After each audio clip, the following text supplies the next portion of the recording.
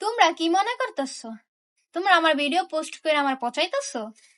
না, এতদিন আমি ছিলাম ফেমাস, এখন হয়ে যেত সেলিব্রিটি। তোমরাই আমার সেলিব্রিটি বানায় লাইতেছো। ছাড়ো ছাড়ো, তোমাকে লাভ বলতে 2-4 টাকা ইনকামই হইব।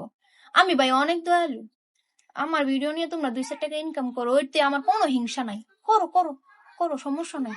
একটা মাইয়ার দেখলাম, মাইয়ার পেজের ভিতরে কোনো ভিউসই নাই গা, আমার হলে ভিডিও পোস্ট করছে 3 মিলিয়ন ভিউস হয়ে গেছে। ও মা গো, করো করো, তোমরাও করো। এই তোমরা বই রইছো কীর্তি, করো।